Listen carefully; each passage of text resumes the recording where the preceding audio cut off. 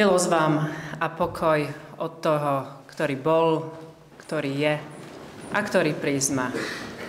Milé sestry a milí bratia v Pánovi, skloňme sa pred našim Pánom k modlitbe. Svätý Bože, aj v tejto chvíli sa odvážujeme hovoriť s Tebou, s našim Pánom, aj keď sme len prach a popol. Lenže Ty si nás skrze Ježiša Krista prijala za svoje deti a preto aj tieto chvíle sú pre nás veľmi vzácne. My si uvedomujeme, že nie sme hodní toľkej milosti a predsa nám ju hojne dávaš a preto veríme, že nás požehnáš aj dnes a vypočuješ nás pre zásluhy Pána Ježiša Krista, Tvojho Syna a nášho vykupiteľa. Amen. Započúvajme sa do slov evangelistu Matúša, ktorý v 21. kapitole, 32. verši hovorí tieto slova. Lebo k vám prišiel Ján ukázať vám cestu spravodlivosti. A vy ste mu neverili. Ale mýtnici a neviestky mu uverili. A vy, hoci ste to videli, ani potom ste sa nekajali a neuverili ste mu. Toľko je slov z písma. Milé sestry a milí bratia v Pánovi. Kedysi dávno rozpovedal Pán Ježiš svojim poslucháčom tento príbeh. Jeden otec mal 2 deti. A každé dieťa vychovával tak, aby ho ono raz mohlo zastúpiť v jeho neprítomnosti. Nož a jedného dňa prišiel za jedným dieťaťom a povedal mu: Dieťa moje, ešte dnes choď spolupracovať s ostatnými na mojej vinici. Nože ako zareagovalo dieťa? Dieťa povedalo: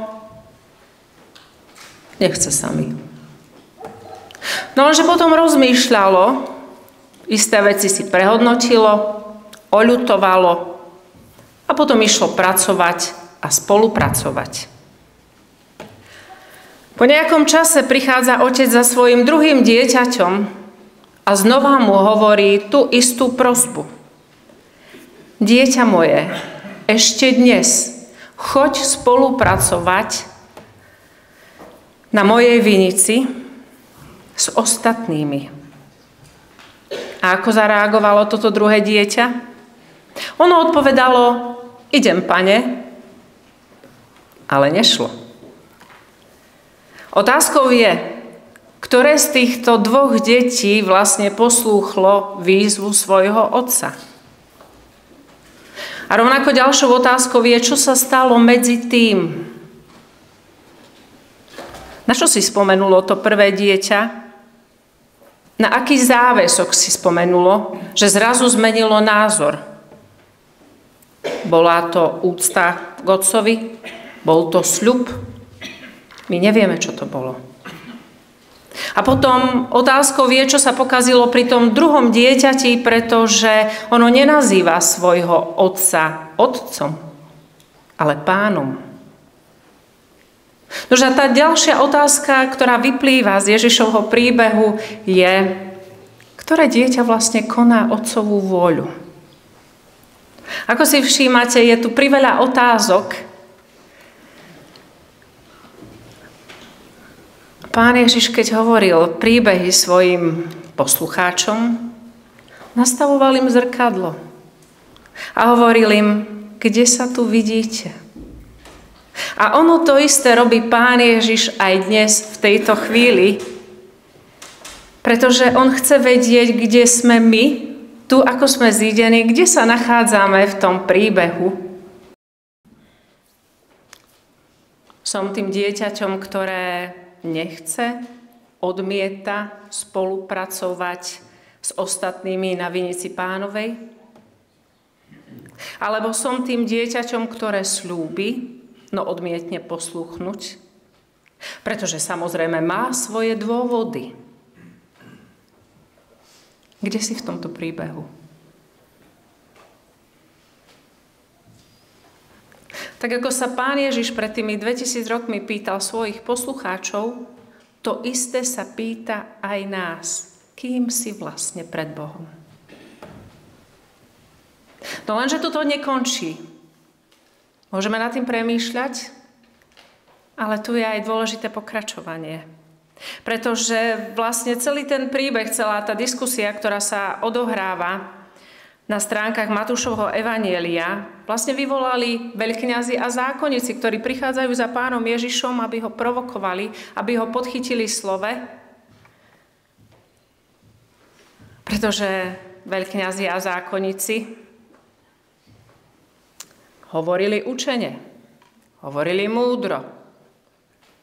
Mali také postavenie, že im to dalo autoritu nad všetkými ostatnými a mať ich istým spôsobom v moci. Lenže tí, ktorí ich pozorovali, si uvedomovali, že niečo hovoria, ale tie skutky tam chýbajú. Ako je to vlastne možné?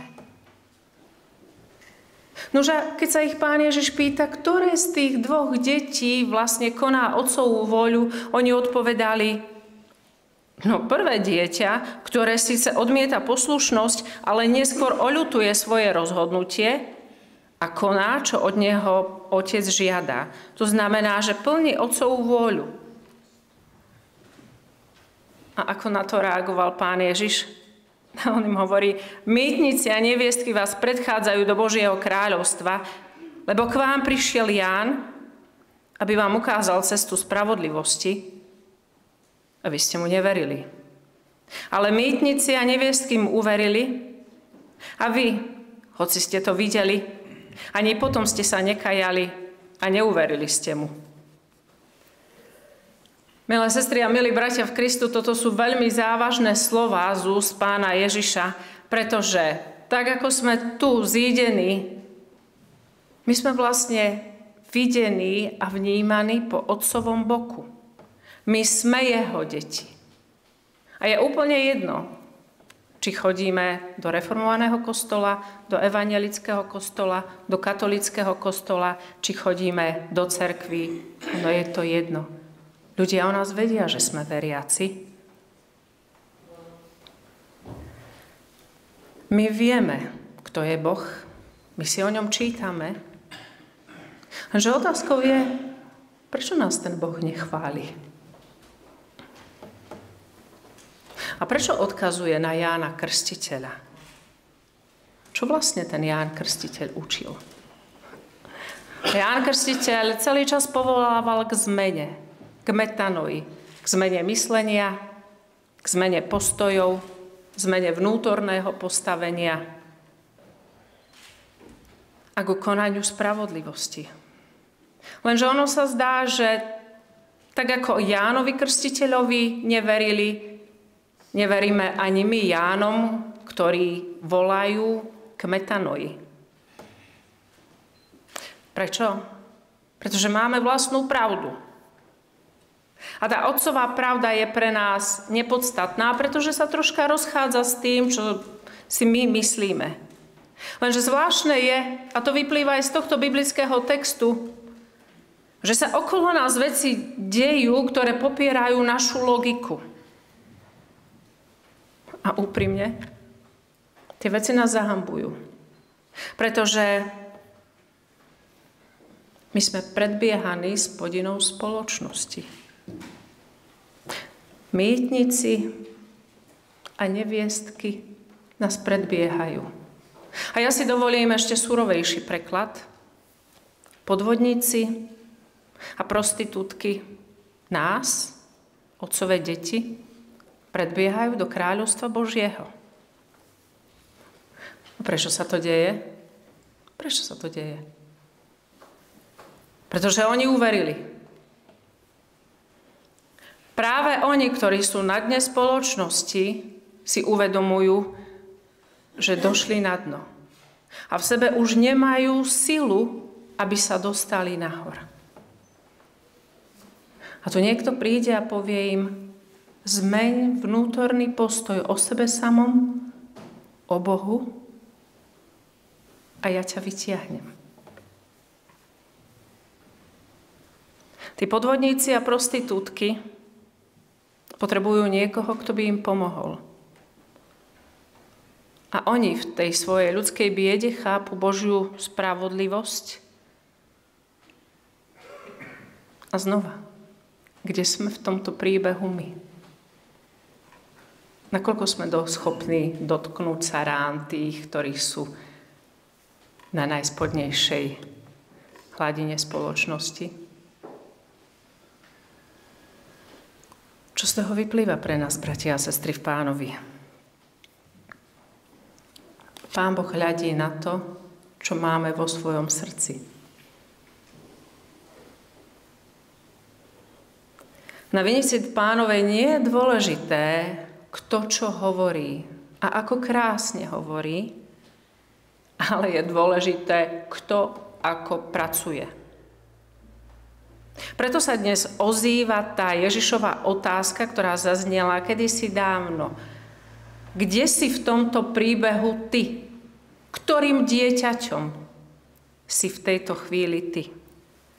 Si ten, ktorý odmieta spolupracovať, ale nakoniec poslúchne?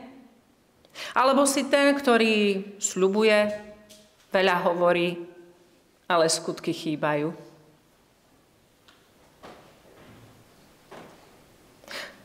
Ono to nie je otázkou hanby, ale pravdy.